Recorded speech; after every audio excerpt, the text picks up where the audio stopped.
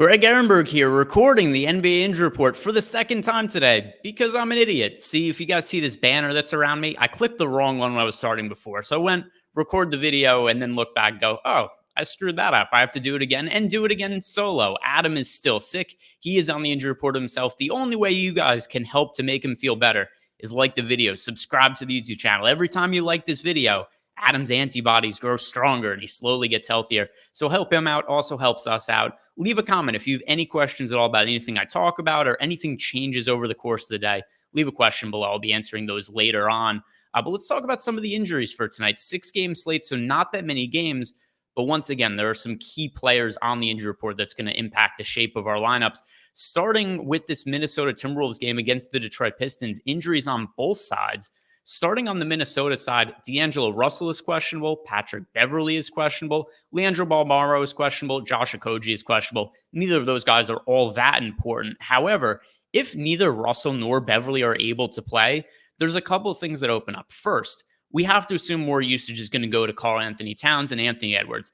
I understand Edwards is coming off maybe the worst game he's had of his entire career last time out against the Denver Nuggets. I don't even know how this happened, but the Timberwolves at halftime had scored 69 points, and Karl-Anthony Towns and Russell only scored 13 of them combined. And then we saw Edwards just over the course of the game basically do nothing. He shot 2 of 8 from the field, finishes with 5 points and 2 assists. He did nothing. Maybe that'll drive people away from him tonight, but I'm going to want to go right back to the well if Russell and Beverley are not able to play. From a value standpoint, I think Jalen Noel would look pretty good here. He's somebody who generally doesn't play all that many minutes.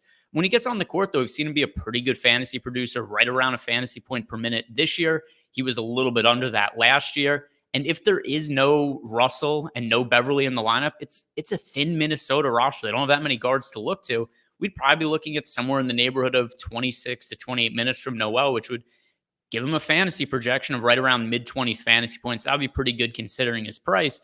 And just the state of the guards on this team, considering the injury report, if there's no Russell and there's no Beverley, we have Anthony Edwards, we have Noel, we have Malik Beasley, Jordan McLaughlin. That's really it. So I think a lot of those minutes would have to go to Noel. He'd be looking like a pretty good value play to me. And on the other side of the game, there's potential for value as well because Minnesota taking on the Detroit Pistons, Cade Cunningham is questionable to play. So this Detroit Pistons team, a little bit healthier than they were a couple weeks ago. We saw this team shorthanded for a really long stretch of time. Jeremy Grant is back now. Kelly Olynyk is back. So just pulling up some of the on-off court numbers for the Pistons this year, when we take Cade Cunningham off the court, Kelly Olynyk leads the team in points per minute production, 1.24 fantasy points per minute, also a 24% usage rate. Jeremy Grant, we haven't seen that much of a sample size of him this year with Cade Cunningham off the court, but he does lead the team with a 26% usage rate, so that's something that would certainly be worth looking at if Cade Cunningham's out. If Cade plays, I don't really think we need to get exposure to this Pistons team, but if he's out, a little bit of interest for me in Kelly Olynyk, a little bit of interest in Jeremy Grant. As a value play, maybe we see Corey Joseph start and play extended minutes. It would be tough to get to Killian Hayes. But Cade Cunningham, to me, it's kind of a lot of guys on the Detroit Pistons who look a little bit better, but nobody that would say like, oh, this is a must play that I really need to get to without Cade Cunningham. I think the production would just be a little bit more spread out. And moving on, the next situation here, the San Antonio Spurs. We've got Jakob Poeltl is out.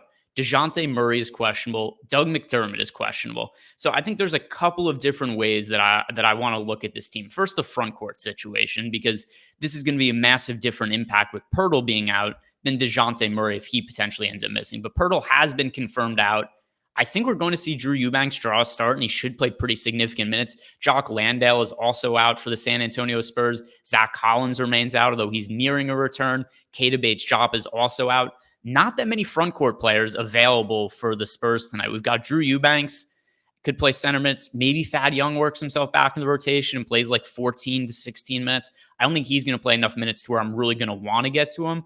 But Drew Eubanks just pulling up some of his numbers for the season. Also, don't forget, they're going to have to match up against Bam Adebayo. They're going to want a bigger body out on the court. Drew Eubanks is some of his starts this year. We've seen him play 22 minutes, 22, 24, 24, 24.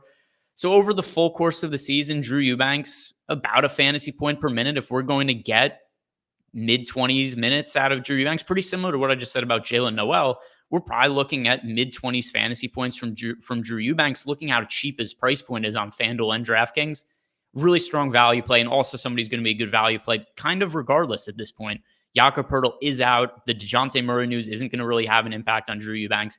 Eubanks is a value play that we should be playing, certainly in cash games and in tournaments as well. As for the impact if Dejounte Murray is out, we saw Murray miss some time due to COVID. Was it about a month ago at this point? So we get a good sense of what's going to happen with the San Antonio Spurs without him. That's a lot of the offense runs through Derek White. Derek White is reasonably priced on both FanDuel and DraftKings. Derek White would be the primary option for me from the Spurs without Murray. And then we'd also look at Keldon Johnson as somebody who could pick up some extra run and a little bit of extra usage there. Then whoever else slots in, like Devin Vassell, Lonnie Walker, lower priority options with a little bit of points per dollar value without Dejounte Murray. But as it stands now, the Spurs guys that I do want to get to for sure, Drew Eubanks. And then if Dejounte Murray is out, Derek White, Keldon Johnson. Those are the guys that I would be looking at. The NBA Injury Report is sponsored by Yahoo Daily Fantasy Sports. If you guys have not signed up for Yahoo, you could do it using the link in the description box below. They head on over to Yahoo, make an account, make a deposit, enter a contest, and you get yourself 1 free month of Awesemo Plus Platinum. It's a really good value. You'll find all the tools you need to build winning NBA DFS lineups behind our paywall. All right, moving on with the NBA Injury Report. A couple more situations to talk about, and both of them key names for today. Starting with, go with Trae Young. We've got Trae Young and Zach LaVine left to talk about. So Trae Young is questionable. He's dealing with a shoulder injury. We've seen Trae Young now get listed as questionable, 3-4 times over the last couple of weeks. He's played through most of these games, but we have seen what happens when he gets taken off the court. He missed a game last week, and it's not really one in particular guy that we look at and just be like, he is the guy now for the Atlanta Hawks. I assume Delon Wright would move into the starting lineup.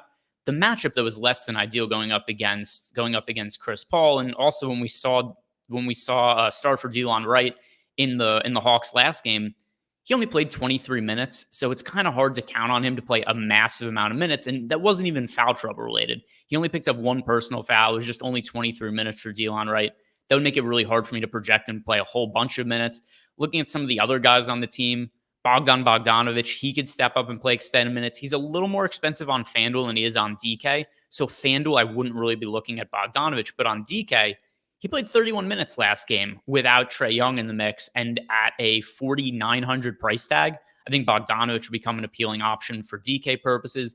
The front court situation is kind of a mess right now for Atlanta. Clint Capella, John Collins, Onyeka Okongwu, all 3 of these guys are kind of splitting minutes to the point where none of them have become super fantasy viable over the last couple of weeks. So even without Trae Young out, I'm not sure it's any of those guys I really want to roster. It would be Bogdanovic on DK would be the primary option, and then a little bit more usage and production be going to maybe like DeAndre Hunter, Kevin Huerter being a little bit higher of a priority.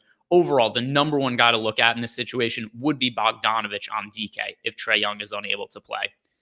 The final injury for today's slate to talk about, I talked about it briefly before, mentioned his name, Zach LaVine, questionable to play. He did not open up the day on the injury report, but now he is. More often than not, if somebody's downgraded to questionable in the middle of the day with an actual injury, generally tends to mean they're more likely to sit than they are to play the game. So at least how I'm approaching the situation now, I think Zach LaVine, if you're trying to guess, does he play, does he not play? The safe bet is to assume Zach LaVine does not play at this point in time, dealing with the back injury. Without him, and then also keep in mind some of the other guys that are out for the Chicago Bulls. Lonzo Ball is out, Alex Caruso is out, Derrick Jones is out, Patrick Williams has been out all year.